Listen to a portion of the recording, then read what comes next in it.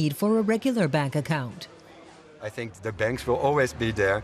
It is just that people have an option now. And for the first time in history, this is the first money which is issued by the people and it is owned by the people. There is no banker required. Yeah. It's like where we are going, there is no banks.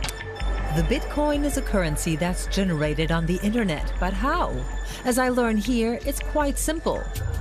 To produce a Bitcoin, a computer must process certain transactions.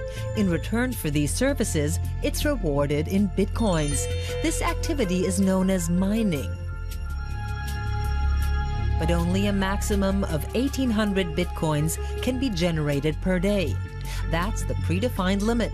So the more people are involved in mining for the currency and the more computers are processing the transactions, the less likely it is that a single computer will be rewarded with Bitcoins. So today, anyone wanting to earn large amounts of Bitcoins needs to have huge pools of computers or mines. Competition is becoming fiercer, as there's only a finite and predefined number of Bitcoins which can be mined. So the Bitcoin works like a precious resource, such as gold. The more people seek to acquire it, the more valuable it becomes.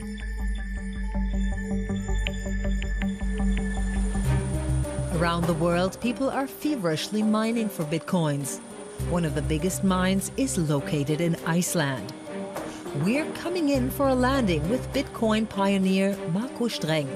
He was attracted to Iceland mainly because of its geothermal power plants, which produce green electricity from the water of hot springs. He agreed to show us around his mine, provided we don't disclose its exact location. On the drive there, he explains why. There's a lot of money involved, and many different parties would have an interest in breaking into the mining farm or hacking into it. You can't be careful enough. From the outside, the hangars look grey and inconspicuous, on purpose. Few Icelanders are aware that huge amounts of virtual money are produced here every day. Inside, it's incredibly loud. My God, how many machines are there? There are over 10,000 graphic cards on this side alone, more than the world's biggest supercomputer. What do you earn here per day? If I told you that, straight away all our competitors could draw a conclusion as to how large we are. In theory, that would give them a competitive advantage. Roughly. I really can't tell you.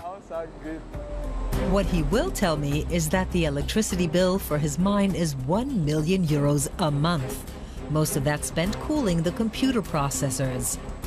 Another advantage of being in Iceland is that the outside air is reliably chilly, so the climate also helps to keep the hangars cool.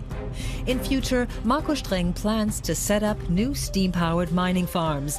He believes that in an increasingly uncertain world, the value of the Bitcoin can only go one way, up.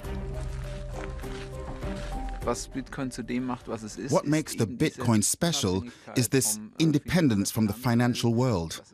And that's almost always the banks. And of course, we've seen in the past that this system is, in many places, doomed to failure. Markus Streng is even considering building his own geothermal power plant. After all, he's got to invest the money he's earned somewhere. Money earned by producing a lot of hot air.